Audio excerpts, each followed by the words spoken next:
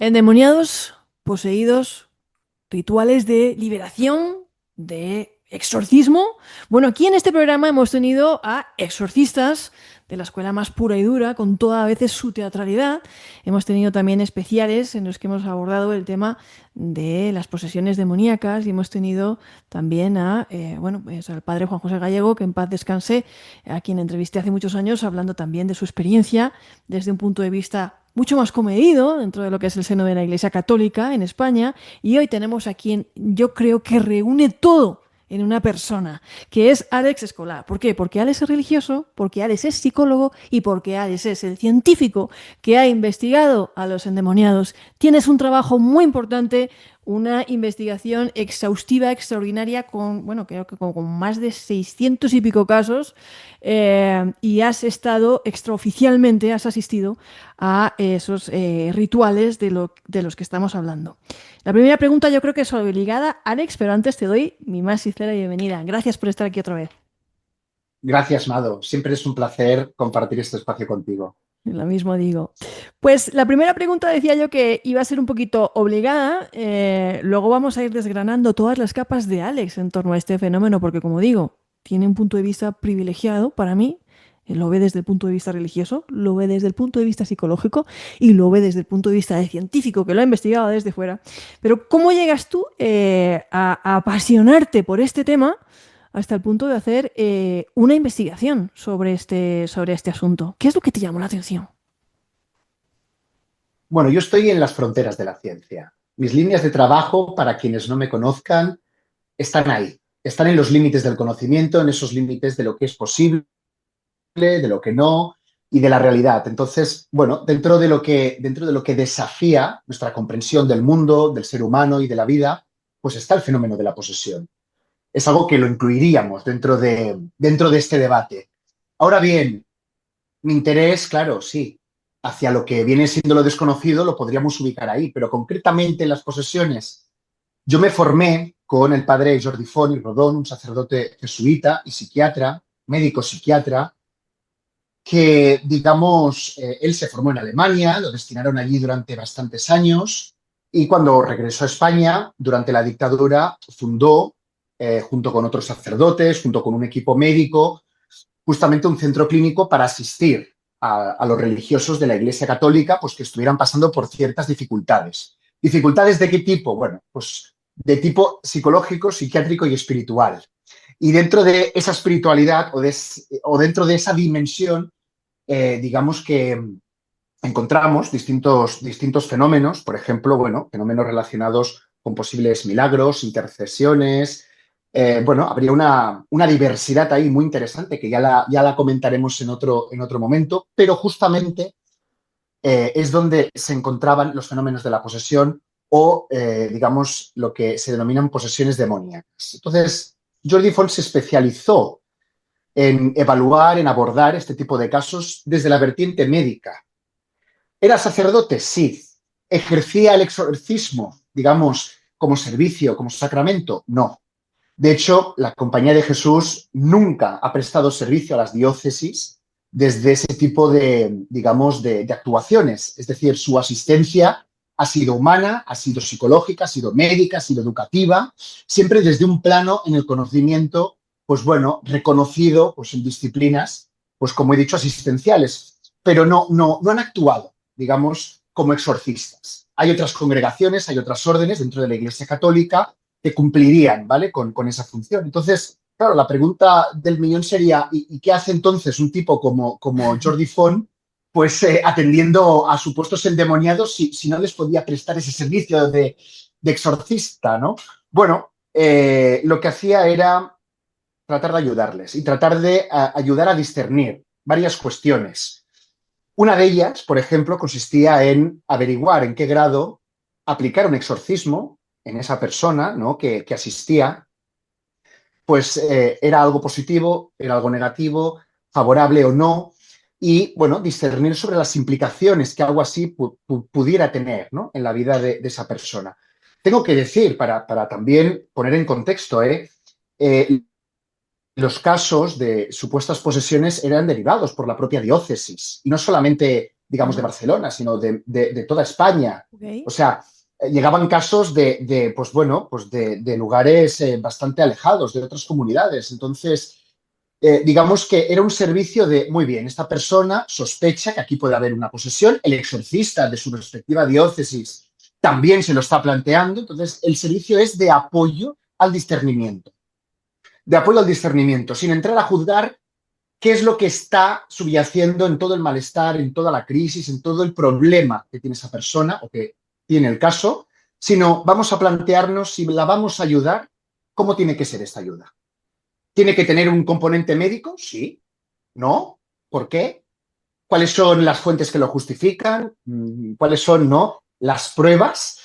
La parte también psicológica, la parte espiritual. Bueno, entonces de ahí se extrajo la necesidad de crear un nuevo modelo teórico para poder comprender en qué casos es conveniente aplicar exorcismos y en cuáles no. Pero siempre, siempre desde la postura de vamos a ayudar al otro. Vamos a acompañar a la otra persona. No vamos a juzgar si su creencia es buena, es mala, es verdadera, es falsa. Los juicios teológicos los vamos a dejar aparte. No los vamos a negar, no los vamos a invalidar, simplemente los vamos a acompañar. ¿Acompañar con qué? Pues justamente pues, desde un proceso personal, profesional, en el que la ciencia tenga algo que decir en todo esto. No solamente la aparente creencia, no solamente lo que por impresión, ¿no?, inicial se pueda obtener. Entonces, claro, yo me encontré con este perfil, con este psiquiatra, fue mi formador además, Ajá. y allí pues me enroqué, ¿no? Estuve pues varios años trabajando con él, reuniendo datos y asistiendo a pues múltiples tipos de casos, ¿vale? Claro, el declarar que he asistido a exorcismos, sí, pero digamos que eso es extraoficial. O sea, se supone que yo no tendría que decir esto. ¿Lo Ajá. puedo decir? Sí, que no me van a penalizar por ello, porque vamos a ver, la Inquisición desapareció hace muchísimos años, ¿de acuerdo? Pues también. Es decir, lo puedo comentar, pero no puedo profundizar en este punto. O sea, yo no puedo revelar nada de lo que haya visto o no en los exorcismos, porque eso es extraoficial. Entonces, pero no es la parte más importante. Ujú. No es la parte más importante. Y esto es lo que hará que, bueno, la persona que nos esté escuchando le estalle en la cabeza.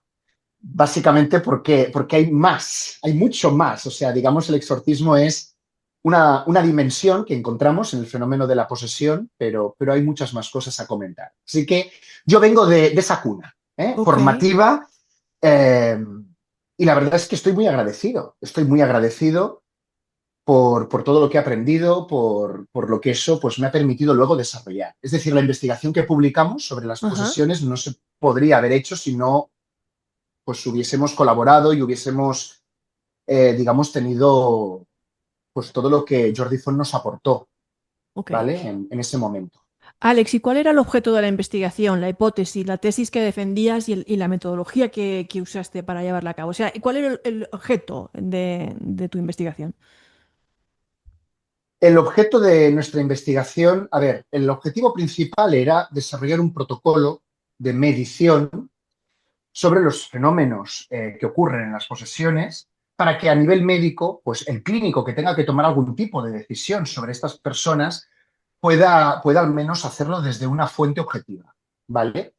Es decir, partimos de la base que aquí en Occidente, cuando un caso pide ayuda en relación, ¿no?, a una supuesta posesión, o bien va a urgencias porque tiene una situación pues, médicamente insostenible y, por lo tanto, a veces vinculante a una enfermedad concreta, a veces Ajá. no, o bien hay una ayuda desde la preocupación y desde el padecimiento. Es decir, el poseído no es un ser feliz, no es un ser que quiera sentirse poseído y que quiera permanecer en ese estado de posesión, ¿no? Aquí en Occidente, al menos, partimos de esa base. Y por lo tanto, bueno, si los clínicos tienen algo que decir en todo esto, pues lo pueden decir poniéndose las gafas, ¿no? Para ver en esto una esquizofrenia, para ver en esto un trastorno disociativo, para ver en esto algo sobrenatural, para ver en esto puntos suspensivos lo que la gente le quiera meter. esto no puede ser. O sea, esto, pues con todos mis respetos, ¿no? Al ejercicio de la clínica, o sea, esto es un escándalo. Es decir, una persona que asista, que pida ayuda, ¿no? Y que el facultativo pues le acabe diagnosticando algo, pues porque es que, claro, asumo que es imposible que haya algo sobrenatural, ¿no? En el individuo. Vale, pues entonces ya dices, bueno, partimos de una base un tanto particular, ¿no? Eh, Vamos a ver, el diagnóstico implica un tratamiento. Si ese diagnóstico se está ejecutando mal, y hay estadísticas que informan y que eso está publicado en el Journal of Religion and Health, los diagnósticos clínicos relativos a las posesiones, en más de un 50% son erróneos. Están mal. Una persona que tiene un cuadro de posesión va a urgencias, a una unidad de psiquiatría, ¿no? Solicita qué está pasando, ¿no? Por favor, doctor, dígame, explíqueme qué me sucede. Y sale de ahí con un diagnóstico con un 50% de probabilidades de que sea errático, de que esté mal, de que sea incorrecto. Entonces, para mí esto es escandaloso. Claro. Y digo, esto son estadísticas, ¿eh? Estadísticas con población estadounidense, con población europea, con población que incluyen también pues, inmigrantes, personas caucásicas, o sea, con toda la diversidad y con todos los controles que se suelen aplicar en este tipo de trabajos. Entonces, la cuestión era, tenemos que hacer algo. Tenemos Ajá. que hacer algo, tenemos que proporcionar una herramienta, una fuente de objetividad para no caer en un margen de error tan elevado de más del 50%. Eso es inadmisible, inadmisible. Y esa fue el punto de partida, ¿no? Buscar ayudar a los médicos, los clínicos, que tengan algo que decir en todo esto. Nos daba igual si el clínico opina que esto es imposible, que esto es una verdad, que esto es posible o no, o que esto procede de, insisto, la parte del juicio sobrenatural, natural, teológico, espiritual, eso no es nuestro objeto de estudio. Nuestro objeto de estudio es la persona. Y el objetivo era reducir ese 50% de error, ¿vale? A partir de ahí, Que es claro, te mucho error, encuentras. un 50%. Bueno, sí, claro. Un diagnóstico que tenga más de un 50% de probabilidades de error es un diagnóstico o mal hecho, o inaceptable, o directamente acientífico. Ujú. Por lo tanto, por eso he dicho, Y es es, casi es como un jugar a los escándalo. dados. Bueno, sí, sí, sí. No hay una discriminación adecuada de lo que se está Ujú. dando en la persona. Entonces, Ok. claro, ahí tuvimos que armar un modelo teórico, ¿vale? Porque, claro, sí, vamos a medir, pero ¿con qué criterios vamos a medir? Y dentro de este modelo teórico, pues está, digamos, todo el trabajo de Jordi Font, de este sacerdote. Entonces, él partía de la hipótesis de que las personas tenemos posturas, actitudes hacia la vida, ¿vale? Tú te levantas por la mañana, ves que está lloviendo y puedes pensar que el día ya te va a ir mal porque está lloviendo, puedes hacer una atribución negativa, ¿no? a ese acto de llover porque te distorsiona, porque, por ejemplo, en las grandes ciudades, al menos aquí en Madrid, el tráfico también aumenta, por lo tanto tardas más en llegar a los sitios, el paraguas es, pues bueno, también a veces pesado de llevar y manejar, cuando hay especialmente mucha gente con más paraguas, ¿no? Que entonces dices cuál es ese espacio mínimo que necesitamos para no atropellarnos, ¿verdad? Bueno, esa es una actitud digamos, de protesta o más bien de desánimo o más bien, pues bueno, desde una preocupación. Pero es que hay personas que verán el acto de llover como algo bueno o como algo simplemente, pues que me da igual. Pues está lloviendo, pues vale, hoy no me voy a poner el modelito de gala, ¿no? Que me sienta de Santa Madre, sino que pues me tengo que poner otra cosa un poquito más ágil para manejarme, ¿no? Entre tanta lluvia. Bueno, estas posturas hablan de nosotros, estas actitudes nos definen. Tal y como yo le digo a mis alumnos, oye, que una nota, una calificación no te define como persona, no te está diciendo si eres buena, mejor persona que otro. No, aunque la cultura pretenda, ¿no? que esto sea así, en realidad no lo es, ¿vale? Las actitudes sí nos definen. Las actitudes sí, como los valores, como también, pues bueno, las distintas maneras en las que nos relacionamos con los demás y con lo que ocurre a nuestro alrededor. Desde aquí, la pregunta que se hizo este sacerdote fue, ¿qué tiene que ocurrir en alguien?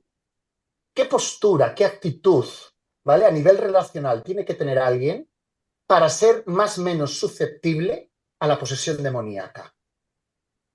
Y Interesante. partiendo de aquí, entonces, ¿qué tipos de estilos, ¿no?, de afrontamiento y relación en cuanto a la realidad con los demás, ¿no?, con respecto a la vida? Ostras, es que hay personas que todo lo ven unilateralmente, unívocamente negro, oscuro, malo, negativo. Que les preguntes lo que les preguntes, jamás van a tener una palabra optimista o algo positivo que aportar. O sea, directamente te hunden, que dices, bueno, como a este le tengan que poner, ¿no?, de coach espiritual, arruina a la población, ¿verdad? O que vas a Entonces, animarlos y te acaban hundiendo a ti. entonces realmente lo que hizo este sacerdote fue tirar del hilo, Ajá. ¿vale? Jordi Font tiró de este hilo y encontró una serie de patrones. Y encontró que dentro de la fenomenología de la posesión no solamente hay un tipo de posesión, sino que hay distintas clases que son agrupables de acuerdo a estos estilos de afrontamiento. Entonces, claro, él como psiquiatra, ¿de dónde siguió tirando del hilo? Pues de sus etiquetas clínicas, Claro. no como etiquetas diagnósticas. Y esto fue lo primero que me dejó claro. Esto no pretende diagnosticar. Diagnosticar es ponerte, ¿no?, el nombre, definir un nombre para algún mal que te pasa. ¿Qué etiquetas utilizó él? Él hablaba justamente de dos tipos de posturas. Una esquizoparanoide y otra histriónico-narcisista.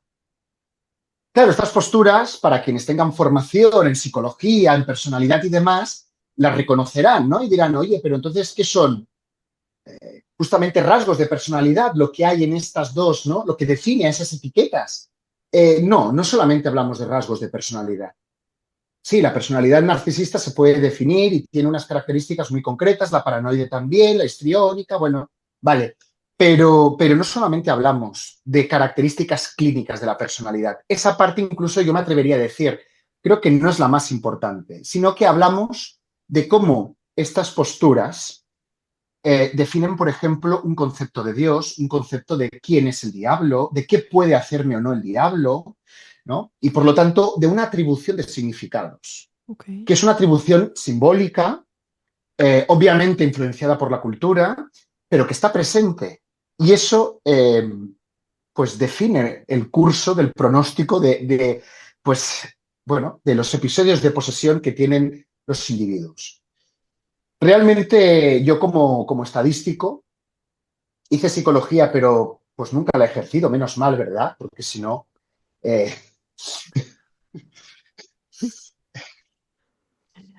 no creo que hubiese sido un buen psicólogo, al menos a nivel clínico.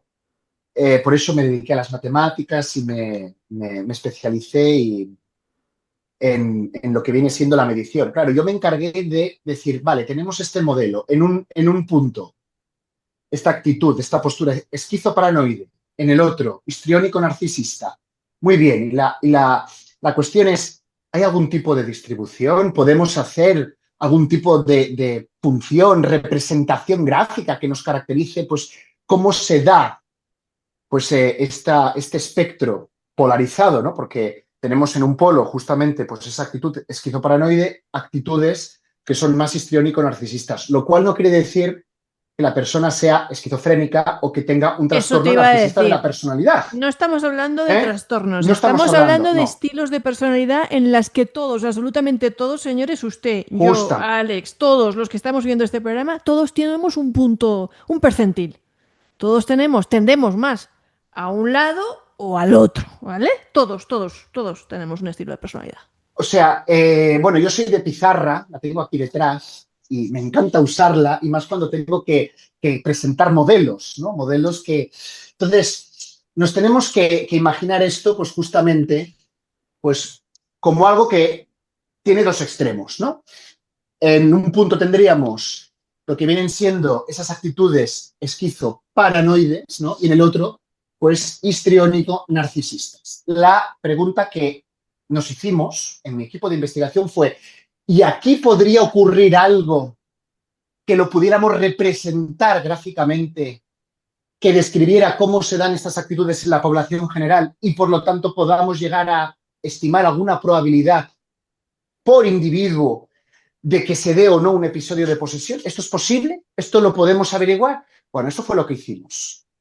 Eso fue lo que hicimos. Y hay una distribución. Hay una distribución que la podríamos definir como una campana de Gauss, ¿de acuerdo? Donde justamente tendríamos en el centro los fenómenos de la posesión como más frecuentes, atribuidos.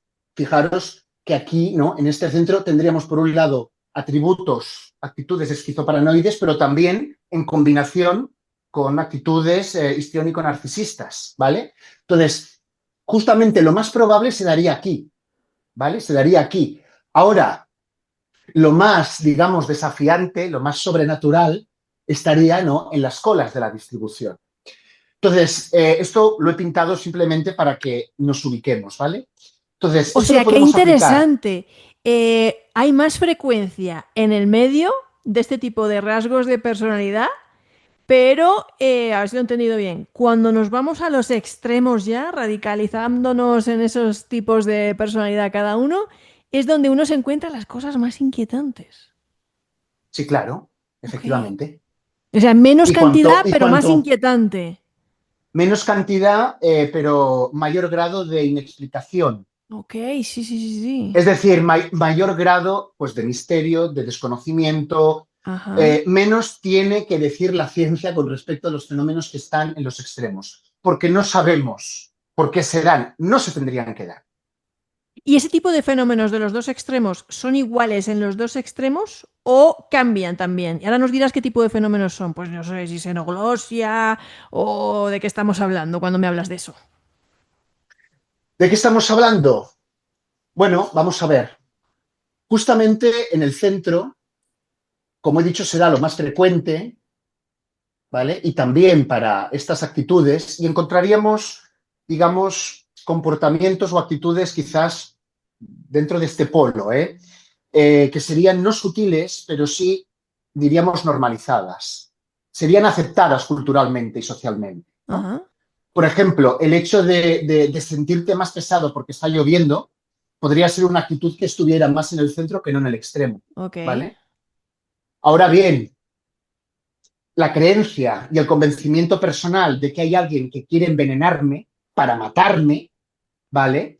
Esto estaría más en un extremo, ¿vale? Ok. Cuando se da esa creencia injustificada de hay alguien que quiere envenenarme, y tuvimos un paciente que tenía esa creencia y efectivamente lo estaban envenenando, y lo estaban ¡Ostras! envenenando con talios, sí.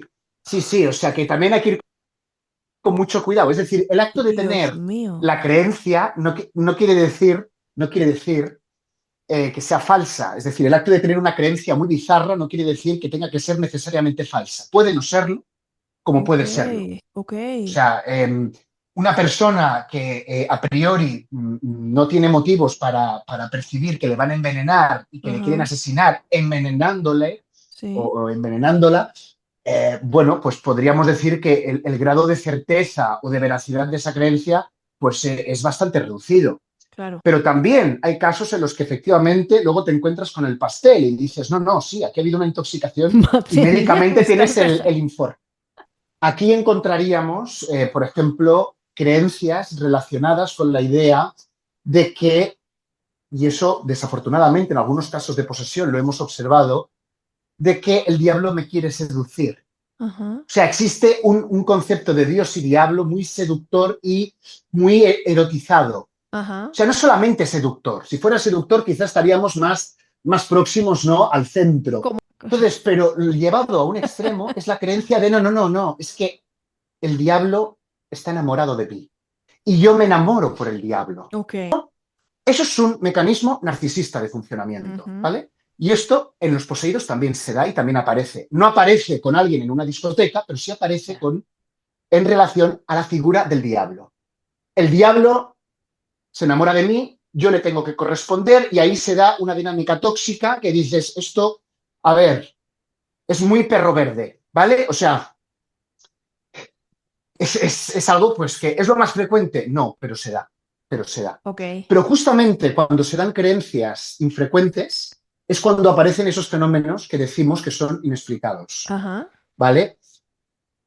¿Son distintos en unas actitudes que en otras? Efectivamente, son distintos. Bueno, esto me llama la Son atención. distintos. Ah, sí, te, lla- Sí, sí, te mucho. llama la atención. Sí, sí, o sea, porque uno esperaría, no sé, pues a lo mejor uno piensa, hemos visto muchas películas del Exorcista, el Padre de Amor, todo eso, y uno piensa, estos son los típicos casos, ¿no?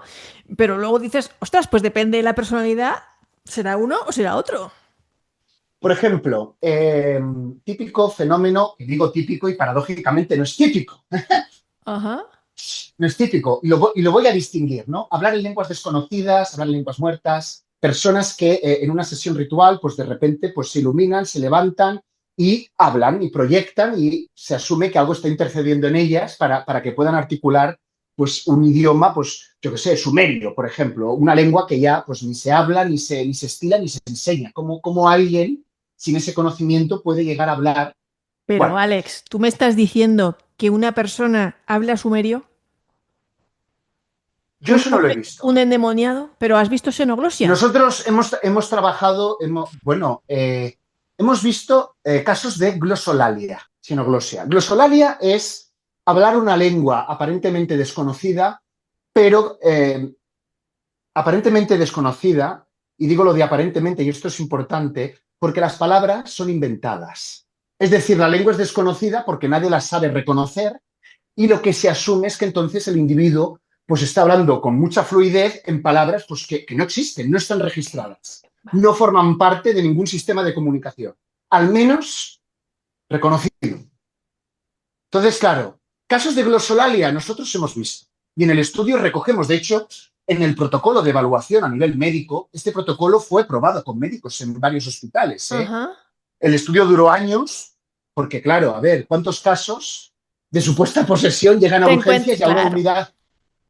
A ver, bueno, pues que habrían más probabilidades de observarlos en una unidad de psiquiatría que fuera de ella. Probablemente, no digo yo que no, pero tampoco es lo más habitual. Incluso Ya. dentro de la propia psiquiatría, no son los casos más habituales. La glosolalia estaría no en el extremo extremo, ¿eh? Estaría quizás por aquí. Ujú, O sea, lo cual cualquier médico, cualquier, digamos, persona me diría, a ver, si está cerca del centro, si se ujú. aproxima al centro, pues da un poco de miedo, ¿no? Es decir, que culturalmente tengamos que aceptar que esto nos puede ocurrir, que puede suceder, aunque no sepamos por qué. ¿De Ya. dónde viene esa capacidad cerebral? No se sabe. Científicamente no se sabe. Y quien diga que sí que lo sabemos se equivoca. Sabemos qué conexiones se pueden dar o no a nivel neuronal, pero no sabemos si esas conexiones son causa absoluta de la capacidad de nuestro cerebro para reproducir justamente palabras inventadas. Y por eso se habla lenguas desconocidas. Vale, vale, vale. Yo no he visto ningún caso de xenoglosia Ok. auténtico que podamos certificar, que podamos, yo no lo he visto. Pero, por ejemplo, glosolalia estaría aquí. Y eso Ok. sí lo hemos constatado y lo hemos registrado. ¿Te añado más fenómenos? Sí, por favor. Bueno, sácame tú fenómenos típicos de la posesión. Venga, vale. Por hacerlo más dinámico, porque Aportes, aportes. es decir, materializaciones, por Sí, ejemplo, de metales, sí. cadenas, llaves. Este es un fenómeno que lo tenemos registrado, Ostras. ¿vale? Que hemos tenido casos y, digamos, estaríamos dentro de esta zona. Los perfiles de los poseídos que han reportado, digamos, fenómenos de aportes, por ejemplo, teníamos el caso de una mujer, de una vidua que entraba en trance, se desmayaba, estaba en su propia casa. Bueno, durante ese trance, pues claro, si no tenía cuidado, pues podía tomar daño, digo, a nivel físico. Ajá. Luego retomaba la lucidez y cuando despertaba de ese trance, pues se encontraba en el rellano de su casa, pues, objetos metálicos. Entonces, la mujer estaba tan desesperada para que le ayudáramos que nos trajo un tenedor, que lo tengo que tener por ahí. Eh, Creo que lo tengo ahí. ¿Qué dices? Lo- ¿Tienes ya el lo- tenedor? Porque la mujer estaba tan desesperada que nos trajo el tenedor como prueba, ¿no? Esto es el Como Museo de los testigo. Warren, la casa de Alex. Bueno, no aspiro a tanto, ¿vale? En el sentido artístico y tampoco aspiro a tanto en el sentido, digamos, cinematográfico, ¿vale? Pero, pero sí, tengo varios objetos que... Eso para otro vídeo. Objetos Ok, curiosos, ¿no? ¿De dónde objetos vienen? curiosos.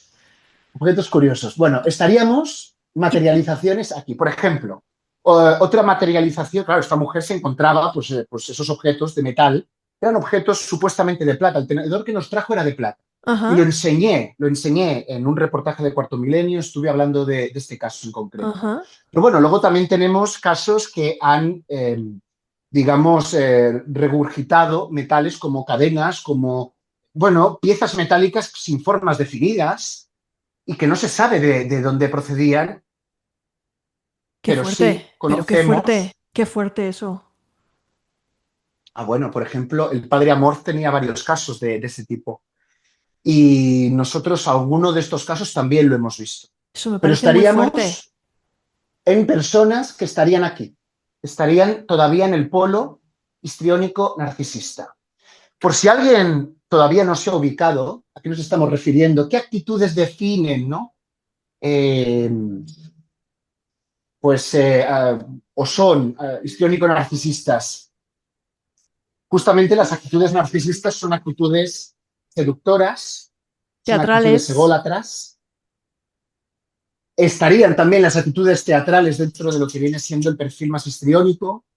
Personas que buscan la exposición social, que no solamente es buscar la exposición social, es alimentarse de ella. Esto es muy interesante. Por ejemplo, las posesiones que se dan en perfiles histriónico-narcisistas son, digamos, episodios de posesión que pocas veces ocurren cuando están solos. Siempre ocurren cuando están acompañados, cuando hay más gente. Es decir, cuidado, que nadie se confunda, no quiere decir que la posesión sea pública, ¿eh? No Ok. quiere decir que si yo estoy aquí, pues mira, y soy un poseído, pues me voy abajo, me da el siroco y que la gente, ¿no?, de la calle me atienda. O sea, no, por favor no caigamos en el absurdo, ¿vale? Pero sí Ok. personas, pues, de alta confianza, personas que, bueno, en las que se les aprueba que compartan esos niveles de intimidad, siempre hay algún tipo de compañía. Y esa compañía energéticamente ahí se genera como una retroalimentación incluso a nivel psicológico, ¿eh? O sea, de hecho tuvimos el caso de una mujer, que esto también a nivel sociodemográfico no es sexismo, también son datos, ¿no? La mayoría de los casos son mujeres, ¿vale? Ajá. También hay hombres, pero lo más probable es que sea una mujer. Bueno, tuvimos una mujer en consulta que, que nos, bueno, nos presentó su hipótesis sobre la posibilidad. Ella no hablaba de demonio, hablaba de una energía negativa, de una energía, Ajá. pues bueno, con intenciones malévolas hacia ella. Ajá. Entonces, explicándonos en qué consistían sus crisis, claro, de repente, pues se levanta, ¿no? Y dice, ya me está dando, ya me está dando, ya me está dando. Entonces, bueno, claro, Ay. se levantó, cayó en el suelo, se retorció, hizo pues todo, pues bueno, tuvo convulsiones, gritó, nos insultó Qué eh, fuerte. y pues paradójicamente, si alguien pensase que nos levantamos para asistir, ¿no?, inmediatamente a esa persona, no. Esta mujer cayó en el suelo y cayó de tal manera que no se hizo daño. Cayó de tal forma que ya se lo hizo venir bien para poder, ¿no?, gesticular y hacer todo aquello. O sea, ahí, ¿qué nos encontramos? Pues una mimetización, que no quiere decir falsificación, ¿eh? No quiere decir que esa persona esté deliberadamente buscando reproducir lo que se da en un episodio de posesión para, Ok. ¿no?, para tratar de estafarnos. No era ese el caso. Pero sí había una mimetización en términos de teatralidad. Ajá. Claro, en ese momento yo aluciné porque no tenía la experiencia que tengo ahora, pero Georgie Font no se levantó de la silla. No hicimos nada, dejamos, ¿no?, que la mujer cayera, se retorciera, gritara, nos insultara, diera golpes. Ella solita recuperó la lucidez, se volvió a levantar y se nos sentó otra vez en la silla. Qué fuerte.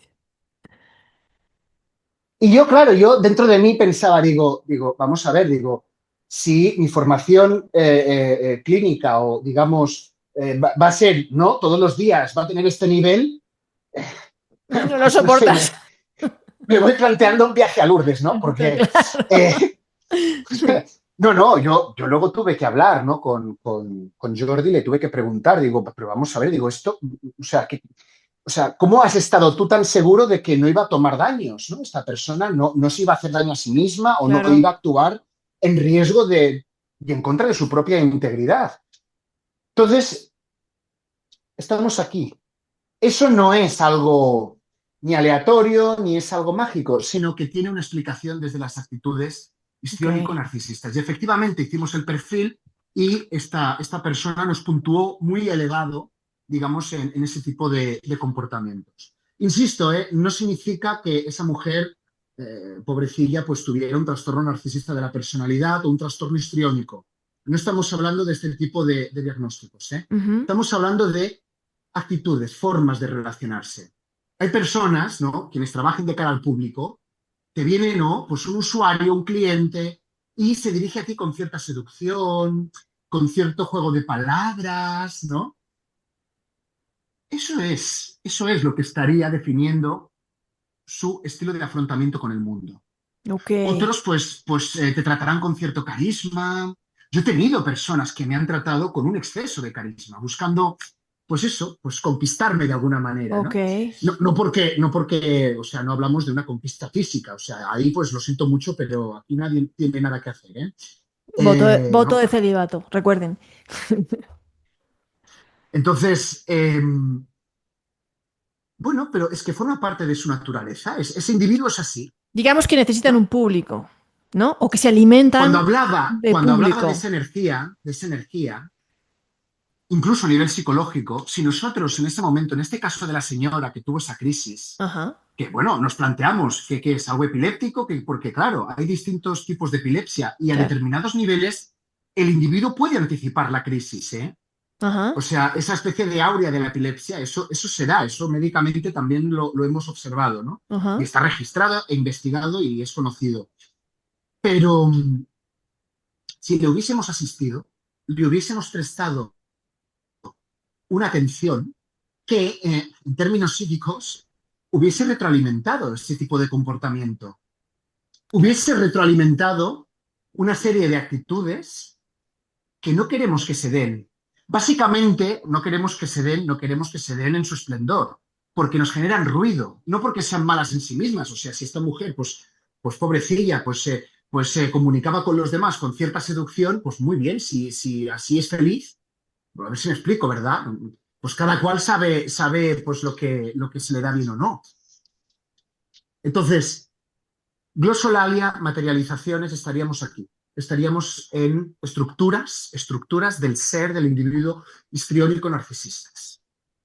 Estas estructuras, las personas que presentan estas estructuras en los poseídos son las que tienen mayor probabilidad de que el exorcismo o las oraciones de liberación o rituales de liberación funcionen.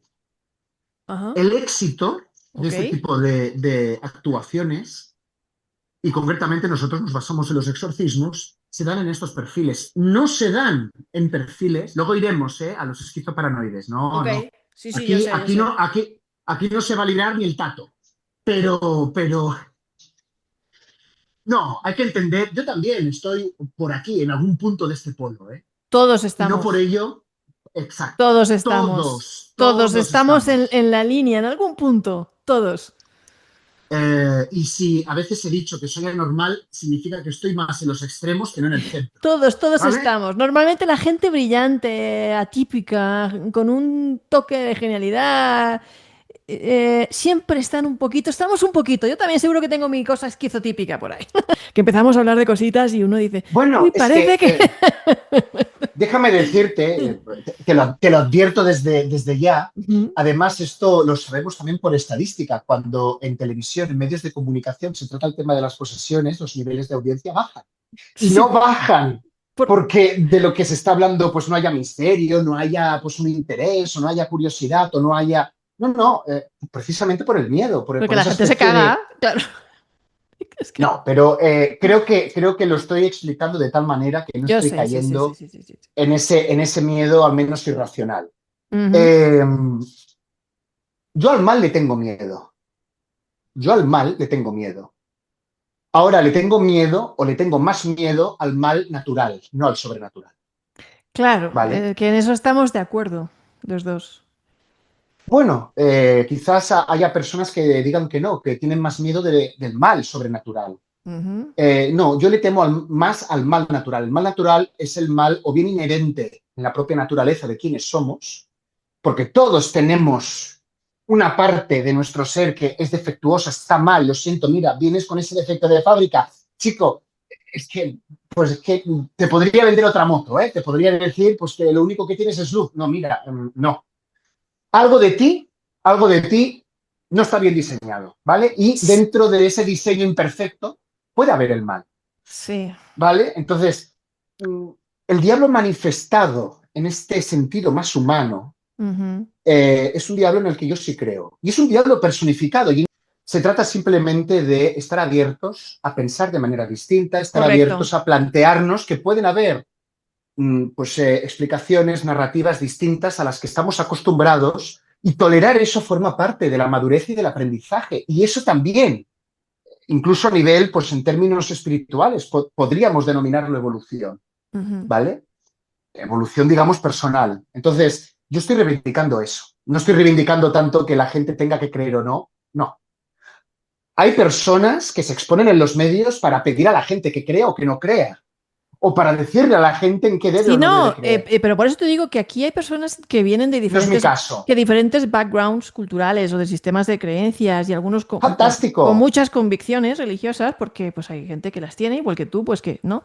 Pero que son personas con juicio crítico, ¿no? Y abiertas a explorar, a aprender, a cuestionarse cosas y a tener una mente abierta, ¿no? Pues yo no creo en esto, ¿no? O te lo dicen, o mira, pues yo pienso que esto puede ser o no puede ser, y respetan con mucho, o sea, comentan con mucho respeto y hacen unos aportes muy valiosos. O sea que los antenautas, hasta la fecha, son una audiencia maravillosa. Por eso estás tú Sí, aquí. es importante. Por eso estás tú aquí. Porque les gusta, ¿no? Este tipo de contenido también. eh, nosotros decimos que no hay que afirmarlo todo, no tenemos que creer en todo o Ujú. en todo lo que nos pasa, en todo lo que nos dicen, pero la negación no puede ser nuestra única respuesta. Claro. Entonces, ¿eso qué implica? Aprender. ¿Eso qué implica? Ir más allá de, no, esto es imposible. No, esto no se puede dar. Bueno, habrá escenarios en los que esa imposibilidad la podamos no imponer nosotros desde fuera, pero habrá muchos otros escenarios en los que quizás nos convenga tomar una postura un poquito más humilde, ¿no? Vamos a llamarlo así. Entonces, ¿hay que creérselo todo? No. ¿Que eso justifica la negación sistemática? A ver, pues tampoco, Claro. porque ni afirmándolo todo se logra conocimiento, ni negándolo todo, pues alcanzamos sabiduría. Por lo tanto, eh, Es que eh, yo he dejado de hacerte la lotería de los síntomas típicos de un endemoniado, que es lo que me estabas pidiendo, ¿no? Para saber dónde los... por ejemplo, dime más síntomas. Visión remota, adivinación. A ver, si sigues así, voy a tener yo que darte otros fenómenos de la posesión. ¿Eh? A ver, posibles capacidades extrasensoriales de Sí, saber cosas que no sabe percepción nadie o... extrasensorial, como la visión remota, esto nosotros lo hemos registrado y es más frecuente de lo que la gente piensa. Estaríamos más en una zona intermedia, estaríamos más por aquí, ¿no? Ajá. En esta zona, ¿vale? O sea, estaríamos cerquita de lo que viene siendo el centro. Ujú.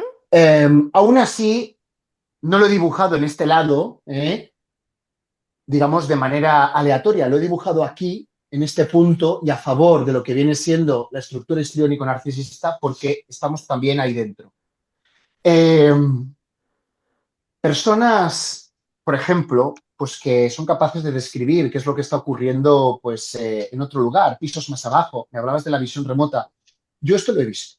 Nos hemos encontrado con casos así, que hemos ido a verificar qué es lo que estaba ocurriendo en ese otro lugar y pues sí, se da una coincidencia que es bastante sorprendente. ¿De verdad? También pongo el ejemplo, sí, también pongo el ejemplo de que algún caso, porque es un ejemplo particular, pero por ejemplo ha sabido acertar lo que el sacerdote llevaba dentro de sus bolsillos.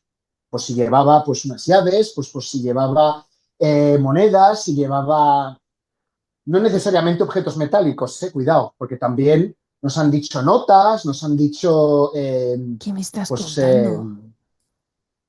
sí, claro, pero aquí es donde se pone de manifiesto la simbología también, ¿no? Es decir, por ejemplo, una persona que predice pues, qué tipo de estampa lleva el sacerdote en su bolsillo, ¿no? Digo el sacerdote, bueno, yo, cualquiera de los asistentes en el proceso de evaluación, vamos a ver, pues a qué santo o a qué demonio, ¿no? Le tendríamos que preguntar. El individuo sabe el componente y el significado simbólico que hay Pero, yo no sabría decir si tú me dijeras que llevo una estampita en el bolsillo. ¿De qué santo es? Vamos, es que no te la adivino. Bueno, en mi caso, si lo predijeras, pues sería digno de estudio. Sería también Pues te digno de digo que estudio. es que no. O sea, que eso me parece fascinante. Alex, entonces las Eh, personas que tienen ese tipo de episodios, o sea, las personas que tienen o parecen tener visión remota o adivinación durante un episodio o trance demoníaco, es inexplicado. Entonces diríamos, podría ser inexplicado o de tinte sobrenatural, o de visión remota o percepción extrasensorial. por lo Pero no un truco barato. efectivamente. Ok, No podemos garantizar que el fenómeno sea genuino. Obviamente, cuando estamos asistiendo a un caso de estas características, la prioridad es ayudar, ¿no? claro, La prioridad es acompañar a la persona, no hacer ciencia con ella. Esto claro. también lo insisto una y otra vez, porque no nos tenemos que deshumanizar. Si el individuo lo está pasando mal, bueno, primero es atenderle y luego, si eso, ya contemplaremos si podemos hacer algún tipo de experimento o ejercicio. Pero eso viene después. Lo Ok, primero es equilibrar. ok. Estaríamos aquí, estaríamos dentro todavía de esta zona. Claro, más de uno se preguntará qué ocurre, ¿no? Con estas actitudes. ¿Quiénes son los que, bueno, cuando hablamos de, por ejemplo, casos de posesión en los que oyen voces, tienen manifestaciones, apariciones, ¿no? Y por lo tanto ven seres que no tienen por qué ser, pues, diabólicos en sí mismos, pero sí contienen una simbología mitológica o, digamos, daimónica, ¿vale? Que es bastante sugerente. O sea, el ver, pues, qué sé yo, un león con cabeza de águila, Ajá. ¿no? Por ejemplo, criaturas mágicas, criaturas que en nuestra realidad física, diríamos, es imposible, ¿no? Observar eso. Un león con una cabeza de águila, bueno, y eso bueno, estos seres daimónicos, este tipo de visiones, sí que se dan en poseídos, se dan que un psiquiatra las consideraría alucinaciones. Nosotros no hablamos tanto de alucinaciones, no nos interesa esa atribución, Ajá. sean alucinaciones o no, no nos importa. Sí Ujú. que nos importa esa simbología que hay. Sí que nos importa qué valor tiene eso. ¿Qué significa para ti? Ok. Olvidémonos de los arquetipos son interesantes para hacer estudios de grupo, movimientos sociales, sí, cuando Ujú. tenemos un conjunto de casos, buscas ese patrón, ese punto en común. Pero el hecho de centrarlo en el individuo Ujú. no es tanto por validar que eso sea real o no, insisto, no nos importa ese juicio, lo que sí nos importa es en qué grado la interpretación que da la persona, ¿no? Sobre lo que ve, sobre la visión, ¿no? Que tiene, es un reflejo de una parte de sí misma disociada de su experiencia, disociada de su propia identidad. Eso es lo que nos interesa. Wow. ¿Por qué la disociación que se da en esta zona es distinta a la disociación que aparece aquí? Es decir, la disociación esquizoparanoide es diferente, actúa mediante mecanismos distintos a la disociación histriónico-narcisista. Y eso implica mecanismos también terapéuticos, ¿no? Distintos que aplicar. Por lo tanto, explorar toda esa simbología no es que pretendamos validar la alucinación. Alguno podría decir, es que eso tampoco tendría mucho sentido. No, yo no le voy a pedir a esa persona, oye, pues mira, relaciónate con este león con cabeza de águila, pues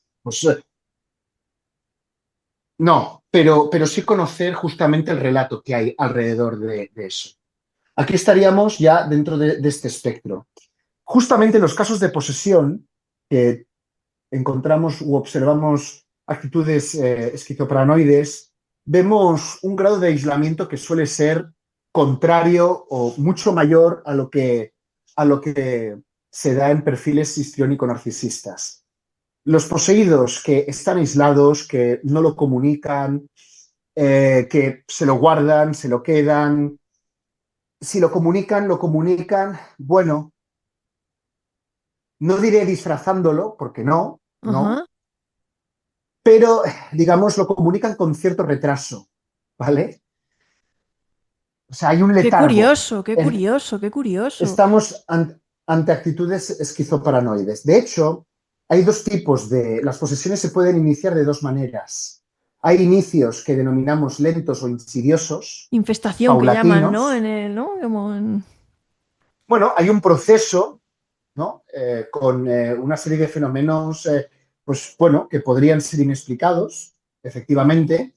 Otros quizás no son inexplicados, pero son muy llamativos. Por ejemplo, el caso de una chica que cuando hicimos la exploración y le preguntamos, oye, ¿y cuándo fue la primera vez que alguien se dio cuenta o tú te diste cuenta que estabas haciendo algo que no tenía que ver contigo, que no te definía, ¿no? Y que lo percibías fuera de ti, como algo extraño, ¿no? A quien tú eres.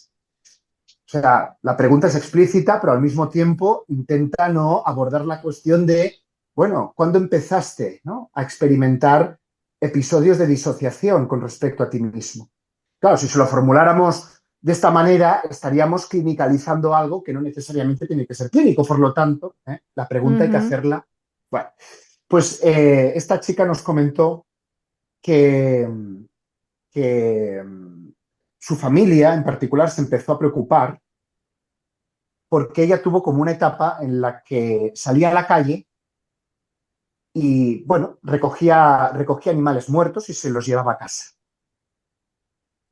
Sí, se los llevaba a casa. Animales muertos, ¿como qué? Bueno, esencialmente palomas, gorriones, aves, pájaros, bueno, pues que conviven con nosotros y que están tanto en ámbitos rurales como urbanos, ¿vale? Pues se encontraba pues un pájaro que se había caído del nido, ¿vale? Pues lo recogía, se lo llevaba bueno, le daba como una despedida al animal. Y hacía, pues como, no diremos un ritual de despedida, porque eso sería excesivo, pero sí le daba un adiós, ¿no? ¿Cómo lo hacía? Pues tenía como una especie de, no diremos jardín, pero parcela, y los enterraba allí. Los enterraba y entonces pues les ponía una cruz, ¿no? Entonces, bueno, su familia se empezó a preocupar porque este comportamiento de recoger animales muertos, pues hasta ahora pues no lo había hecho esa persona. Eh, bueno, es que no era algo predecible. Estamos hablando de comportamientos que cuando se describen como no tienen que ver contigo, están fuera de ti, ¿vale? Sí, que no No, son no sé, no normales sé, en tu día a día, no es que esa, y no de es que, repente se ha no es puesto... que, no, no es que esta chica fuera por la calle, ¡ay, un gorrión! Pues Claro, mira, me lo voy a llevar, vamos a darle una despedida, ya está, fin. No. Era algo sistemático, fue algo que casi ella... obsesivo.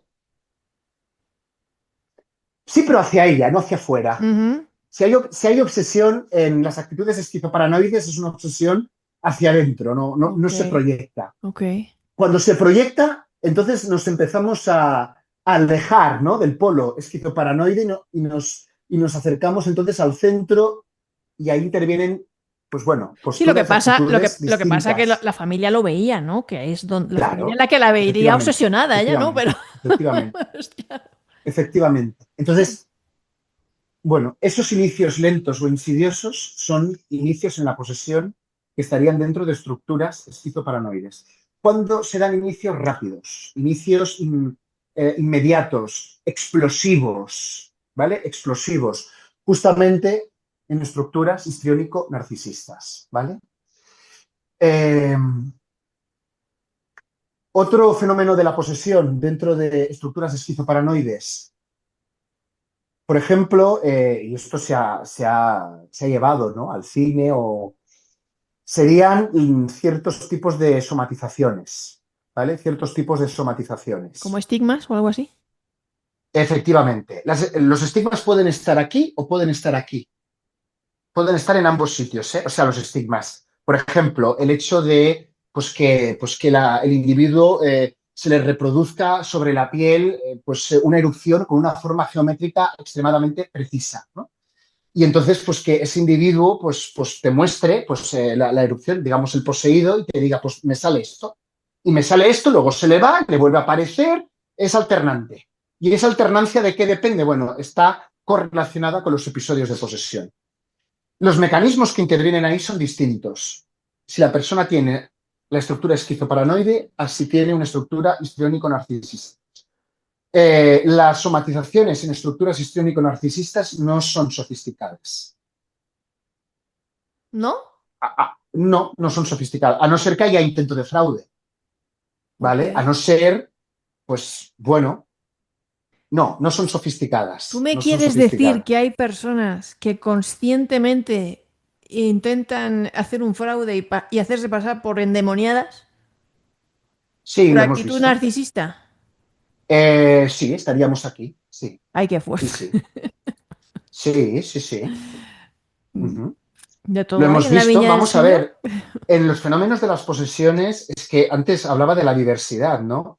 Uno de los atractivos para los investigadores es que está en una intersección donde confluyen conductas sectarias, casos de maltrato, casos de, bueno, Claro, abuso y maltrato. multifactorial. Eh, o sea, y justamente, por ejemplo, un intento de fraude deliberado, en un caso de maltrato bueno, de abuso, que se conoce como Munchausen por poderes, Ajá, pues de una madre sobre lo que viene siendo, pues su hijo, ajá. sí, sí, sí, le estaba induciendo una serie de cuestiones físicas, ¿vale?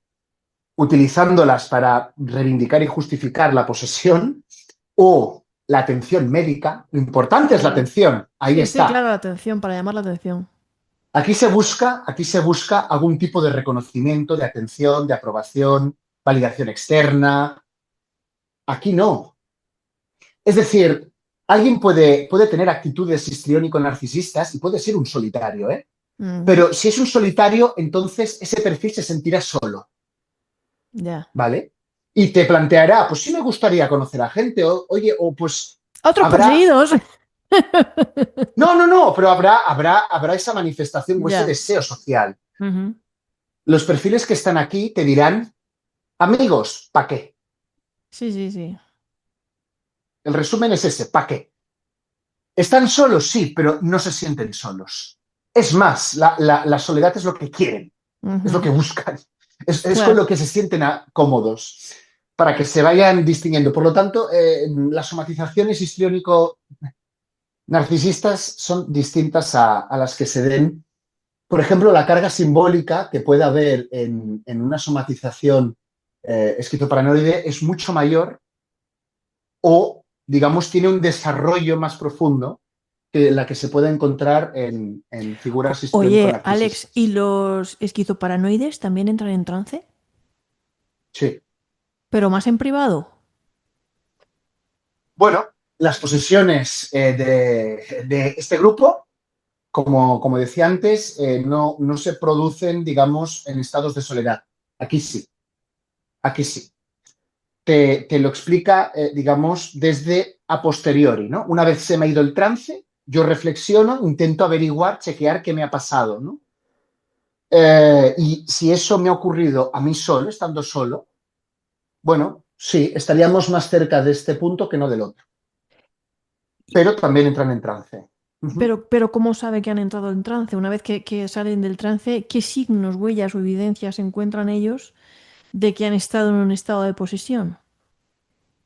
Bueno, en los estados de trance, en estas estructuras, son estados de trance en los que la atribución o la hipótesis de posesión se da de manera inmediata.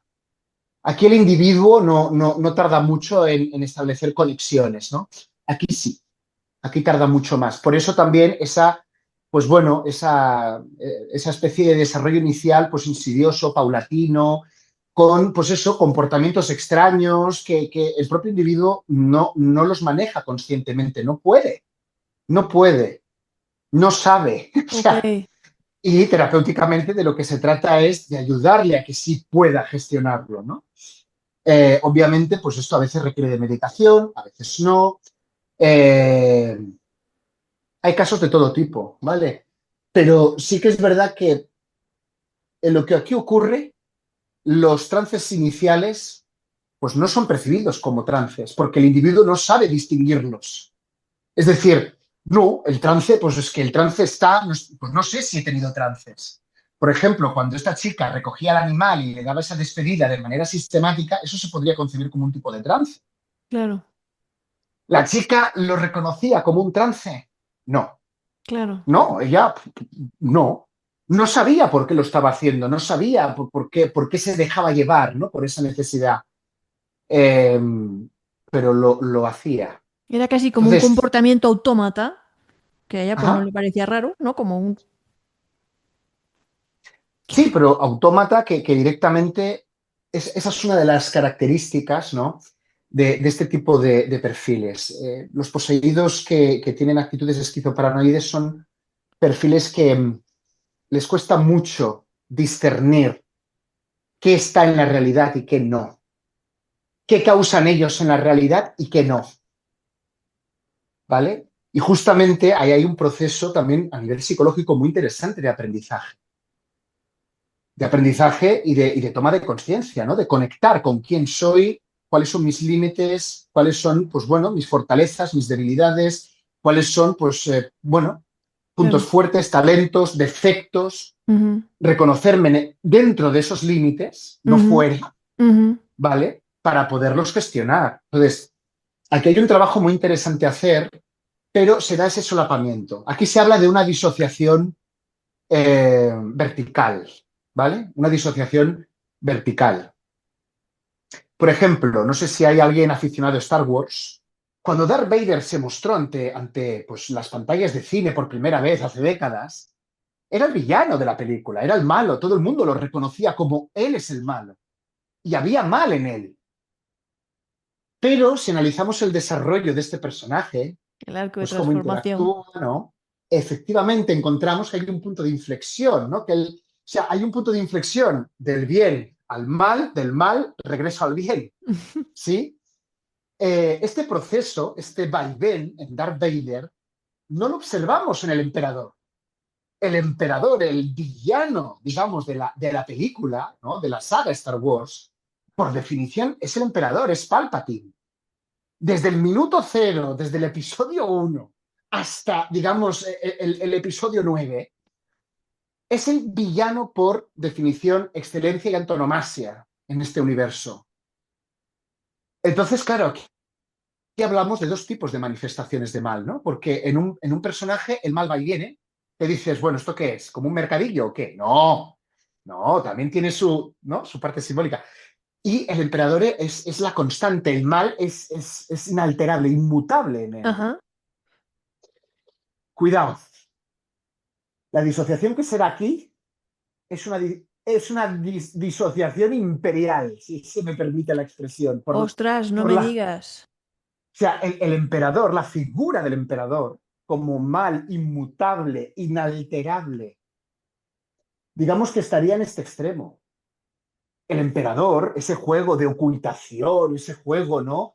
De todo por la espalda, todo buscándolo, pues, los niveles ¿Quieres de. decir que ese poseído, ese caso de posesión, manifiesta esa actitud sibilina de mentir y todo eso que a veces también hemos visto? O que, No, la actitud civilina estaría aquí. o sea, aquí no hay ocultación o tratar de engañarte, manipularte. Yo me estaba refiriendo a un tipo de maldad que cuesta mucho de cambiar o es inmutable. Entonces, cuando esa maldad es constante, es algo que determina ese personaje dentro de esta, ¿Pero ¿no? nos Hecho estamos refiriendo al metafóricamente. individuo? Nos estamos refiriendo al individuo, nos estamos refiriendo al tipo de posesión que sufre el individuo. Las posesiones de estos perfiles rara vez llegan a extinguirse completamente. De hecho, los exorcismos en estos perfiles no funcionan. ¿Nos estamos Puedes refiriendo estar, a personas con actitudes violentas? ¿En algún caso incluso? bueno, no necesariamente, hay violencia aquí y aquí. Ok. El civilinismo, vamos a ver, es civilino aquel que por definición lo es. Pero si lo tengo que ubicar, psicológicamente estaríamos aquí. Las actitudes civilinas son propias de quién, ¿no? Pues bueno, de la serpiente, de quien coquetea, de quien Ujú. seduce, de quien busca, ¿no? Esa conquista, esa especie de agrado. La deseabilidad social estaría también aquí, en el histriónico narcisista. Ujú. ¿Significa que aquí no hay deseabilidad social o no hay conductas civilinas? No, pueden surgir excepciones, pero no es lo habitual, ¿vale? Esta es la clave. Lo que me estoy refiriendo es, tal y como Darth Vader estaría aquí y el mal va y viene, y digamos en los casos de posesión histriónico-narcisistas tú aplicas el exorcismo y funciona, tú aplicas una oración de liberación y les va bien, y hay pues esa alternancia, ¿no? El mal aquí no me refiero que la persona sea mala, sino el mal atribuido a la posesión, Claro, a la ¿vale? entidad que lo posee. Ok. ¿Eh? Un matiz Entonces, importante. aquí estaría Darth Vader, aquí estaría el emperador. El Ok. emperador de Star Wars es alguien completamente, ¿no?, disociado a unos niveles psicóticos, que es incapaz de alterar esa naturaleza que tiene. Y por mucho que se intente, o por mucho que hagamos, y por mucho que recemos, y por mucho, difícilmente vamos a lograr extinguir esa tendencia natural, ¿no? Has hecho una investigación con más de 600 casos, con lo cual, pues me imagino que tú has visto de todo, de todo. Con algunos de estos casos así, ¿se te han puesto los pelos de punta alguna vez? De decir, o sea, te has llegado a decir que te ha causado desasosiego, de eso que dices. A ver, por ejemplo, yo veo la película El Exorcista y miren que ya pues tiene unas décadas esa película y algunos dirán que ha envejecido tal o cual. Y es que a mí me entra un mal rollo. O sea, no sé cómo explicarlo, yo no la puedo ver sola. Y mira que a mí me encantan las películas de terror, ¿eh? Pero es una cosa que dices que te entra un mal rollo de eso que... ¿Tú alguna vez dices que esto, que dices, un caso de esto que dices, es que me entra un mal rollo, Mado? ¿Que te entró? Mira, obviamente la respuesta es sí, y con casos de distintos tipos, incluso con casos con explicación natural, racional, conocida. Por ejemplo, el caso del maltrato de Munchausen por poderes, los tipos de abuso y maltrato más difíciles de tratar, Ujú. más difíciles también de demostrar y judicialmente, bueno, son muy retorcidos, son muy retorcidos. Bueno, a mí ese caso de la madre y el muchacho realmente a mí me dejó pues fuera de mí. También casos en los que se han dado cuestiones que yo no sabría explicar, que yo no te sabría decir, esto se debe a, sí, claro. Sí, ver que una persona pues puede hacer determinadas adivinaciones o tiene ese don de profecía que también está registrado, muchos exorcistas lo han reportado. Ujú. O sea que el poseído no solamente está poseído por el demonio, sino que contiene una noción, ¿no?, que le permite conectar con secretos de los demás y te los recriminan y te los confrontan y te atacan a través de ellos, intentan, ¿no?, generar una especie de hostigamiento entre los que asisten, ¿no? Es decir, eso forma parte del juego diabólico, ¿no? Se le podría llamar así. Entonces, eh, sí, sí, lo que quería decir es que un patrón bastante común en las posesiones es que hay una manifestación maligna. Me refiero a las posesiones, ¿no?, que podríamos llegar a considerar que son genuinas, ¿no? Vamos a darle cabida, ¿no?, a que el demonio pueda encarnarse en una persona, pueda actuar a través de ella, la pueda, bueno. Eh, las posesiones, digamos, que han sido reportadas a través del cristianismo, que están en la Biblia, en la Iglesia Católica también y demás, lo que se da es una manifestación de algo realmente malévolo.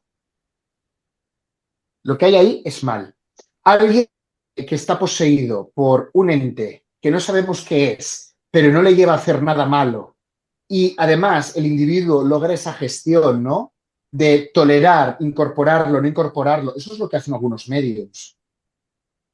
Hay mediums, digamos, psíquicos y hay mediums de incorporación. Los psíquicos son los que se comunican, ¿no?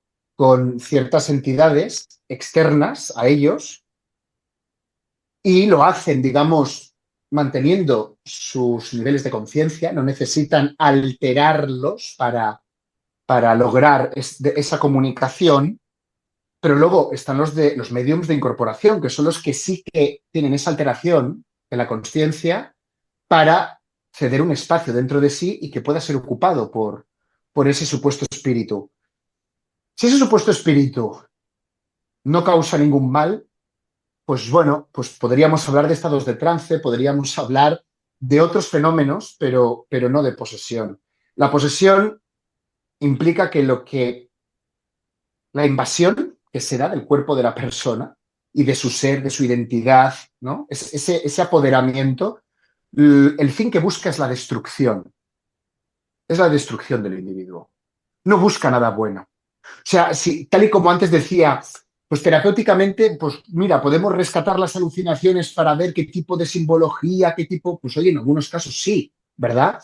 Sin tener que validar la conducta alucinatoria, ¿vale? Pues con el tema del mal, no, no, no. Donde hay mal, ahí no puede haber bien. Es, digamos, en su estado absoluto no contiene ningún tipo de bien. No, algunas personas me han preguntado, pues, cuál es la diferencia entre la posesión que tiene un chamán y la posesión, pues, de un caso, pues, como el que hemos abordado nosotros. Sí. Porque un chamán no pide ayuda y un caso, pues, de posesión en Occidente sí. Bueno, para empezar, en Occidente también hay chamanes, ¿vale? Eso, punto número uno. Básicamente porque vivimos en un mundo globalizado, estamos interculturalmente removidos y movilizados, por lo tanto no sería algo tampoco tan extraño. Neochamanes. La distinción está en que justamente en la posesión en la que atribuiríamos alguna acción pues, del mal, lo que ahí se produce y se manifiesta es algo que busca como fin la destrucción del individuo. Destruirlo. ¿A qué niveles? A todos los niveles. Bueno, de hecho hay casos de posesión que han fallecido. No muchos, pero tenemos unos cuantos. Y algunos casos de posesión que fallecieron, justamente el fallecimiento vino inducido por una mala gestión que se hizo de los exorcismos. Personas que no tendrían que haber recibido, digamos, exorcismos, los recibieron y parte de esa intervención fue lo que les condujo a prescindir de la medicación, a prescindir de atenciones médicas. Por lo tanto, bueno, es una conducta pues de negligencia inducida, que diríamos, ¿no? Y muchos de Y estos casos eso, han acabado en tribunales, en Estados Unidos alguno sí. famoso, por cierto, que también ha inspirado alguna película. Bueno, mira, aquí en Europa tenemos el de Annalise Michel. Ah, también. El sacerdote pues se enfrentó a varios juicios. Sí. ¿Por qué? Bueno, el caso de Annalise Michel, más allá de si el mal estaba o no estaba, lo que hubo fue una mala gestión de las intervenciones pues, de los exorcistas que actuaron. ¿Por qué? Porque ese perfil no tenía ningún número, no tenía ninguna papeleta que le prescribiera convenientemente recibe exorcismos. Será bueno para ti. Ya. No, es que justamente no se tenía que intervenir de esa manera. Y ahí, pues bueno, pues es un caso que también se ha llevado al cine, no con el nombre de Annalise Michel, sino con el nombre de Emily Rose, muy conocido, al menos película. aquí en España, la película, sí. Insisto, no quiere decir que ese caso no hubiese demonio, no interviniese algo maligno, ¿eh? Yo no juzgo esto. Simplemente estoy juzgando las conductas, pues, por ejemplo, que el sacerdote aplicó. Para empezar, la desobediencia al obispo, porque el obispo le dijo que no vamos, que no Sí, sí. interviniera ejerciendo ningún tipo de exorcismo. Y eso está por escrito, ¿eh? Esos son documentos que los tenemos. Y a Ujú. pesar de eso, el sacerdote pues, quiso desde una benevolencia, sí, pero Aquí tú estás dando por sentado que hay una fuerza maligna externa que posee al individuo, que no es el individuo quien la atrae de alguna manera o que se autodestruye de alguna manera inconscientemente, ya sea porque ha sufrido malos tratos, por esto, por lo otro, más allá, o cómo interpretas tú esto. bueno, la fe católica, la fe cristiana, nos permite interpretarlo así. O sea, es Es una decir, fuerza se externa, acerca, maligna. es una fuerza externa, maligna, sobrenatural, sí, lo podemos interpretar así. Otra cosa es que en mi caso, personalmente, yo sostenga que esta tenga que ser pues la interpretación más frecuente, la más habitual, la más... No, no, no es mi... Como decía antes, yo creo en el diablo, ¿no? Que le aconseja al diablillo, a su sobrino, y le enseña cómo tentar al ser humano, le enseña, ¿no? Cómo tiene que lograr que el ser humano, pues eso, pues caiga en el mal. Los condenados permanecen en el fuego eterno. Hay, Yo creo en ese tipo de infierno. Sí, claro. Es que si no creyera en ese tipo de infierno, no me podría denominar cristiano, no podría ejercer la fe que me define. sí, claro, no sería Ahora bien, coherente.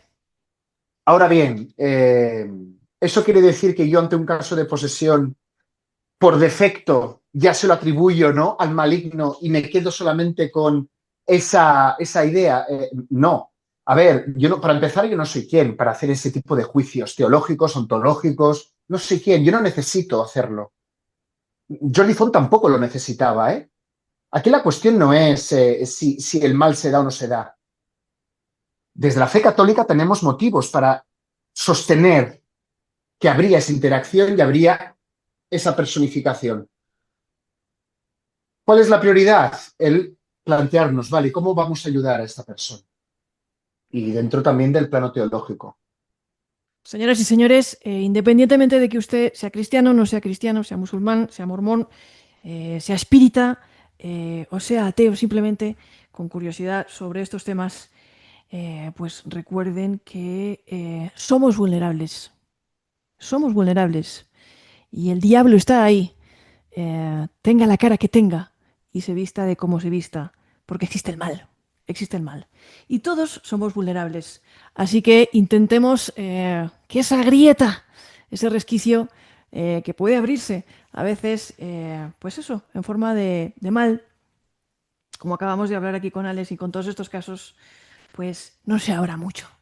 Y hagamos todo lo posible por mantenerla lo más cerrada posible. Y si en algo nosotros podemos poner un granito de arena para evitar que así sea, porque igual que existe el diablo personificado, sé y estoy convencida de que existen los ángeles personificados y que hay personas que se dedican a hacer el bien, pues ahí estamos todos, intentando bueno, seamos un poquito el ejército de la luz, cada uno desde su ámbito. Cada uno desde su ámbito, pues unos con su ámbito, otros desde la psicología, otros pues desde la Biblia y la sotana, los exorcismos, la liberación, el acompañamiento de una manera u otra, pero todos podemos aportar nuestro granito de arena para evitar que, bueno, el diablo tenga otra vez trabajo que hacer. Que no sea por nosotros, Alex. que esté, que esté en paro. Que no sea por nosotros, por lo menos, Dios mío. Demos un poquito de trabajo al El diablo. diablo, Que se tenga el que poner a la diablo, faena. bueno, dicen que el pecado que más le gusta al diablo es la vanidad. Es justamente, digamos, es ese pecado que también definiría al narcisista. Bueno, yo creo que el mejor pecado que define al diablo no sería la vanidad, sería la desobediencia a Dios.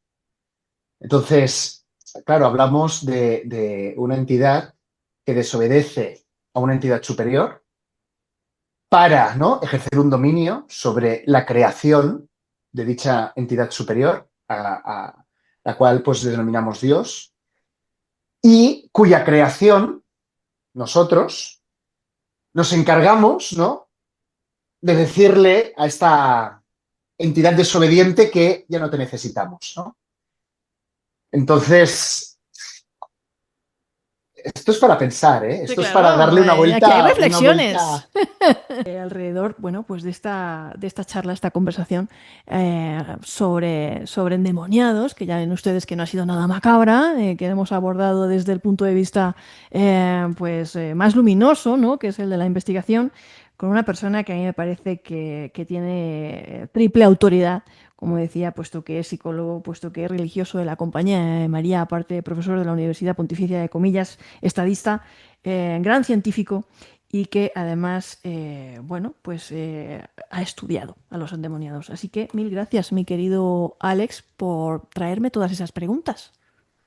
Bueno, gracias a ti y disculpas por irme por las ramas. Las Siempre se ramas, quedan cosas en el tintero y, bueno, las ramas son lo más interesante de todo el discurso, siempre con Alex. Muchas gracias a todos ustedes, muchas gracias, Alex. Nos vemos en una nueva entrega de la sección protagonistas de Antena Misterios. Comenten, digan. Chao a todos. Chao, Alex. Chao. adiós, gracias.